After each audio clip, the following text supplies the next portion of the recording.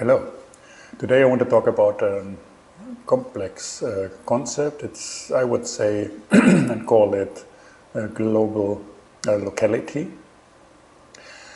And this is interesting for us as architects, because on the one hand we want to be connected to the world, on the other hand we want to have very special we want to have a strong articulation at a certain location. So, and it's especially interesting because it's building information models. The hypothesis is to be able to compare two buildings, you need an ontology. So, which means you have to share similar structures, or you have to share, and then you can compare forms. So interesting, what I want to show you is with functional programming or with this global locality concept of global locality, is that you can translate one locality to the other, or can compare them without specific structure or without a concrete form. But they're still translatable and comparable. So this is interesting with the Lambda Calculus or functional programming, because it's a constitutional element for that, and it's the very idea of the internet. This is why internet works, and that it's not specific in structure, and it's not concrete in form. So you can do whatever you like if you know the language. In this case, XML. And I want to give you some insights in code, how this works. So we want to work on our text, and we have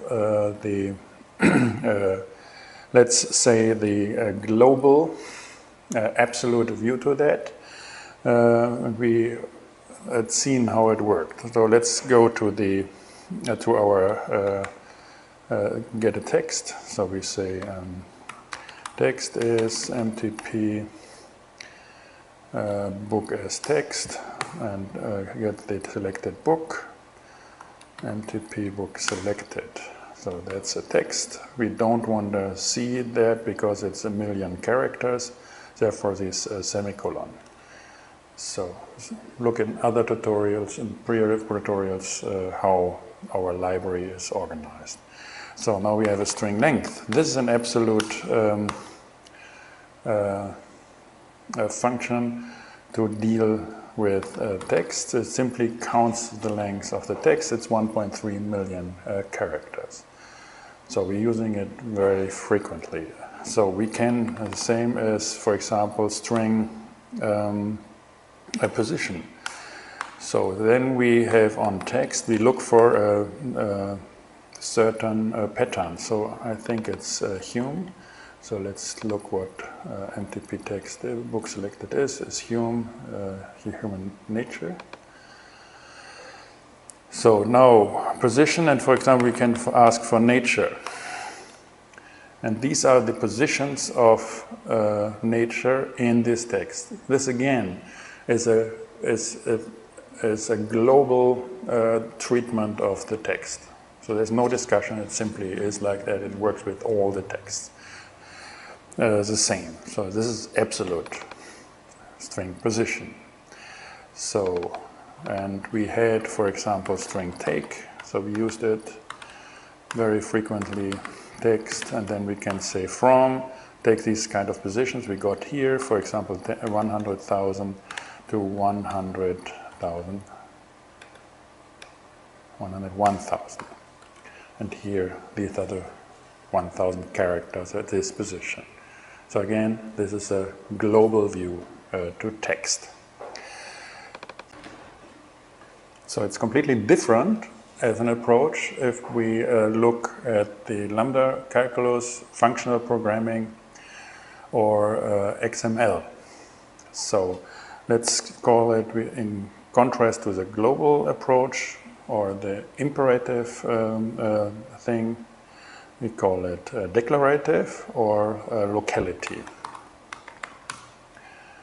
So make a new chapter with that. Here we are. So if we look at the Lambda Calculus, we have this principal setup. So we have parameters, and this is the form, and we have a function, this is the structure, so which is symbolized here. So we have structure and we have form, content. So if we evaluate that, this is circled, so the form is applied to the structure, and then we have another form. That's the game. So it's always in pair, and we have just these square brackets with this symbol to have these, to define or describe this pair of structure and form in our terms as architects. So we had, for example, this cell, and we say, hey, to go towards XML, and we say this should be of structure text. So then, in this case, we have a kind of translator of form and structure, which is how all these displays, XML and so on, work. So it's in principle it's the same, but another kind of syntax, another kind of writing of the same thing. So you have two levels here, form and structure, like XML. And the next level is form and structure to translate it to the conventions and the syntax in mathematica. But it's the same. If we print that, say print, we can do it again like this, or an infix just this alpha. So say print of, and again we have another level, form and structure, and this turns it towards a formatted text. So if we give it another structure on this level, chapter, then it's getting different. Good. We had, let's look at a more complex setup and formatting and analyze it. So we call this cell. It's a cell as we have it here. Cell goes from here to here. The first is the form. This is the structure on first level.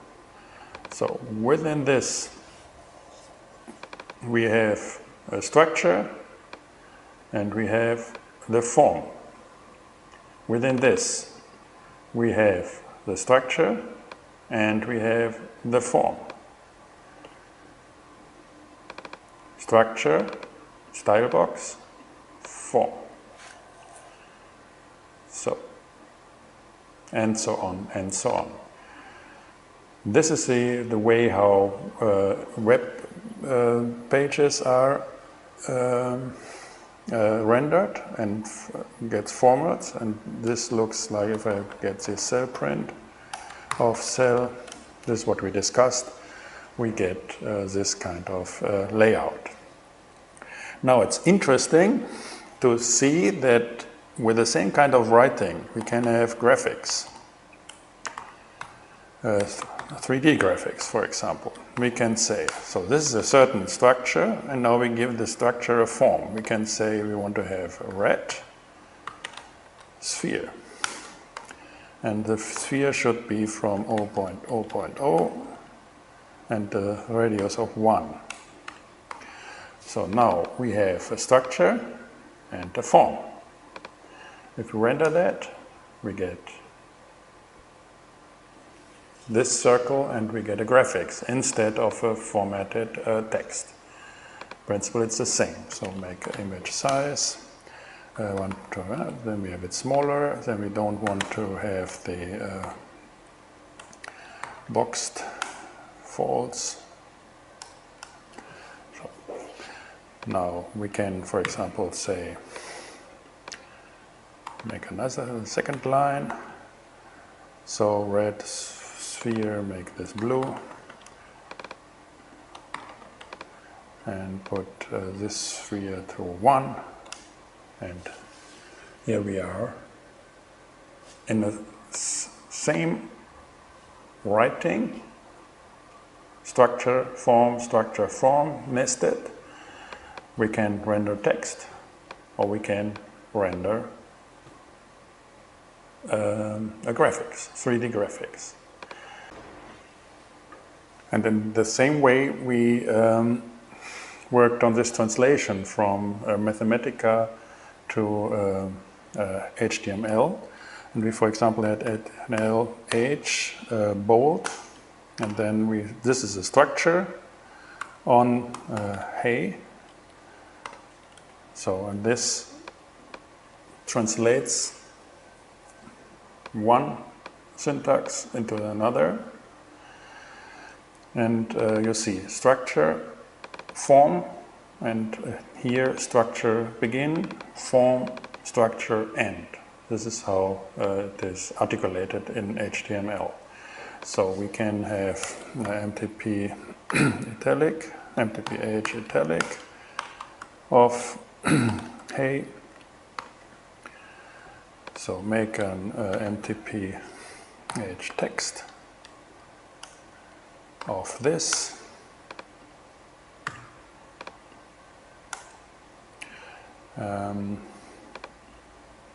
I think we can put that into brackets. So this is structure, the form, and this is the structure. Simply say this, and then we get, no, we want to have it P. This is how it is in HTML. Paragraph, bold hey, italic hey, and paragraph. Structure, end structure, form. Structure, form, end structure. So we have the same setup here.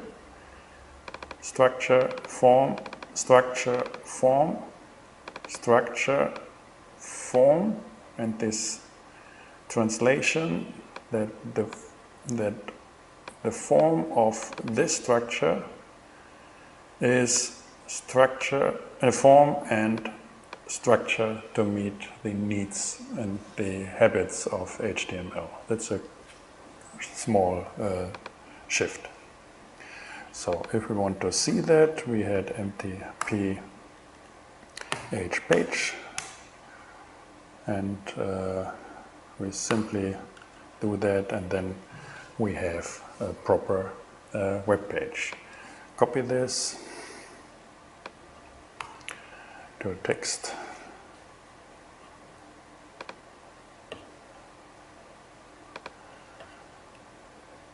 Page, get it plain text, save it, desktop 1.html, use HTML, here we have it. If I go here, then I have hey hey. Okay, now we discussed the locality. Now we want to go to next interesting phenomena, which is that a form can be addressed to any kind of structure, whatever you like. So, and to do that, we go here, form on any structure, and I want to illustrate that. So go here, for example, for A is 2. So now we can, for example, say plus is a structure. We take our form named, symbolized with A, and another 2, so then we get this addition. Or we can say string take from this string A. So then we don't have the number, but we say get the first 2 characters. So you see A in this structure plays a complete different role than A in this structure. So, or we can go to graphics. We go here for graphics and we say red, and then we say disk of 0A and radius of 1/4. So, and this list here, and give some attributes. So we say plot range 4. We say axis, we want to have the axis true. And we'll have an image size of 256. And close the whole story. Then we are here, give him 1, and then you see A is the y coordinate of this disk. So, or we can go to parametric cat system. So we say, for example, instead of we say rectangle, another structure. Instead of the disk, we go to a rectangle. We say it's from 5, 6, 0 to 7, 6, A. So here, and let's give the plot range just from 4, and x is 0 to 4, and y is 0 to 4 as well. So get another. So then we are here. So then A is the length of our bar. This is parametric. So, and we can continue like that. So for example, what do we here, for example, this guy here, graphics. Let's simply take this. We can have a graphics 3D. We start the graphics, end it. So we have an edge form. This means we don't want to have the vertices and edges rendered. Red a cylinder from 00 to 1000. That's the axis of the cylinder, and then we want to have a radius of 1. So now we put the camera viewpoint A. So which means, and then put this boxed false, and we get the camera viewpoint. If we put that to 0, then we have another viewpoint. If we put it to A, now it's our camera. So A is a camera in a 3-dimensional space. Or, for example, we have it here. We have a movie. We go here for MTP movies, Blade Runner, get this movie. So now we can say import movie, and then frames. Now 24 pictures per second, 60 seconds per minute by A. So this is a picture of minute 2. And we import this picture. Let's see, by A. Yeah, that's this picture of Blade Runner. Good. So you see one and the same form applied to different structures, a completely different effect. So now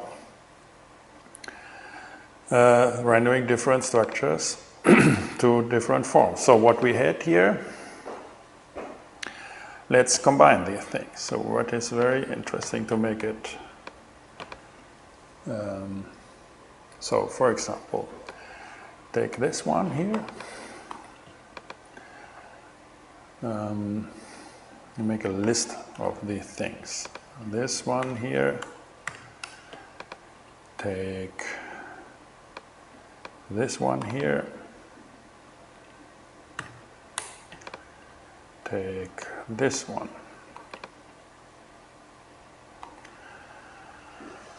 Or get, for example, make another one. Here we had the cell print of cell of text style box of hey, and then we say font size 10 plus A. So,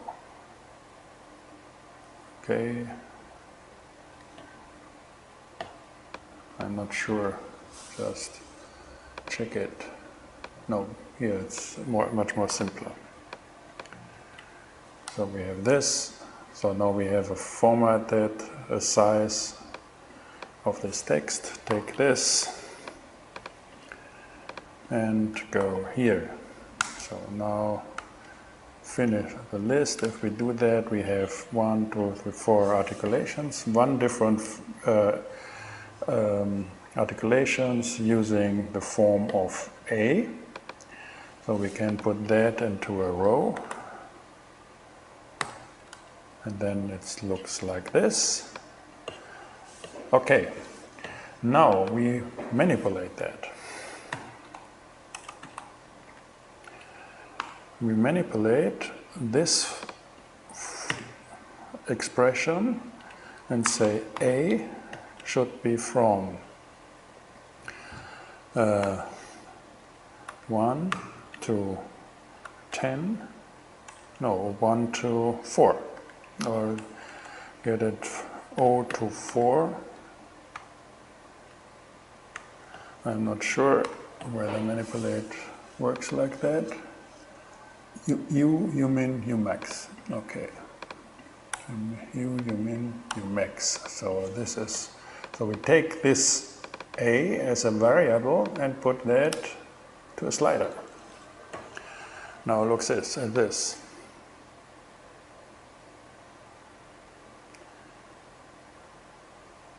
So you see, one and the same form in different structures gets different expressions.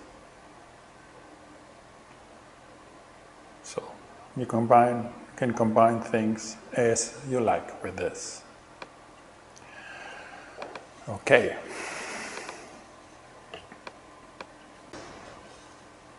So this is what we have.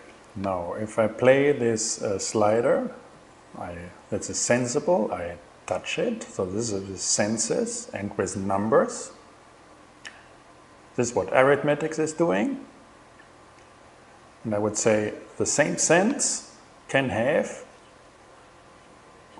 using this articulation, can have different meanings. And this is with the characters, and this is with geometry, and this is with arithmetics, this is with the paradox, this is with the infinity. So we have to work and be able to think in these pairs if we want to articulate in the Lambda Calculus, if we want to code. We have to understand that, and there's no solution for that, it's just you have to master this. You have to master structure and form. You have to master paradoxes and infinity. You have to master sense and meaning, and this hierarchical and intermingled articulations and writings. You have to master that. That's what writing is about, that you are able to manage that. So now if we have different characters or different meanings, you want to translate from one to the other. So this is what, for example, with building information models you want to do. So you want to compare different articulations and look in which sense they are of the same, even if they have different characters. So now let's finish these things. We had the code here, for example. We want to translate, for example, this thing into this. So now let's go for translation.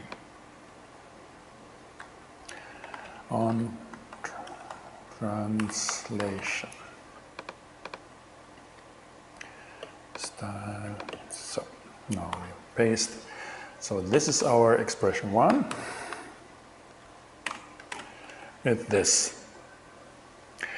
So there is a very interesting function in mathematica. It's called cases. Description is here. There are examples. I will discuss it in detail. So cases simply means whatever is here. For example, it's A, it's O3, is expression O1, it's another 4, 5, whatever it is. So we can have a key. Take this as a key. So the first element of cases is the stream of data of the world. In principle, you can put in whatever you like. And now I'm asking, with a certain interest, this stream of data. So that's it. And then I want to say, I want to have all events of this, all the matching cases of this expression. So if I put expression here again, then he finds 2 of them. So here you see, this is the world, and this is my interest, this is my question. It's like with Google. This is Google, and this is my question. So now get this off, and I say another. Now this is wrong syntax. Now we have this. Now if I change the key, for example here, and say I'm only interested in disks of radius half, then there's no matching. Just with this. If I have a plot range of 3, there's no match. I'm just interested in this.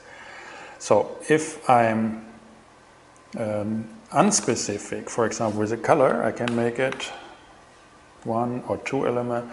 One element I can make it a variable. So now, independent of the color, this will match. Or independent of the radius, this will match. So independent of the x-axis, this will match. Independent of all these attributes to the graphics, this will match. So now we have the key, which matches to a whole family of expressions. So the key is one thing. The other thing is, what do we want to do with the key? Go here and say this is a variable, and take this variable and say we want to see it. Then we see it's, because of our slider, it's 2.01. This is our key. So if there's another expression with another y coordinate for the disk, there will be another coordinate here. So all this is fine. Now the interesting thing now is we can take this here and we can translate our variable, our form, to, for example, this, give it to this meaning. So therefore we simply put our graphics here, say okay, this is, take this key on this world. If it matches, take this variable and put it here. So go here and put it in here, so which means I want to change it the x. So then we get a translation from this, which matches with here, to this, we give it this meaning, and here we are. This is how translation works. We have a stream of things you don't know. You have to ask a question. This is a key. You've defined certain patterns, and then you take certain elements of form and give it a new structure of the destination language. This is how translation works. So now we can, for example, go here, or let's go here, and of course it works the same. Change it here, put X here, and here we are. So if we put this guy here again, then we have two of them, because it matches 2 times with the same Y point. So this is how to translate one artifact, one locality of structure and form to another locality of structure, completely different structure and form. And by this markup language we are able to communicate. We are able to talk by asking questions with these kind of keys. Which means I know certain things I'm interested in, I don't understand everything, but this is a good question if I get the things I need to make my meaning out of it. That's it, I think, what you have to understand in principle. Next tutorial will be about more practical stuff. You will translate an HTML page to a Mathematica notebook. This will be straightforward, but I think you found it interesting to see what markup language is and how this pattern matching, parsing and so on is about. Thanks for watching, and see you.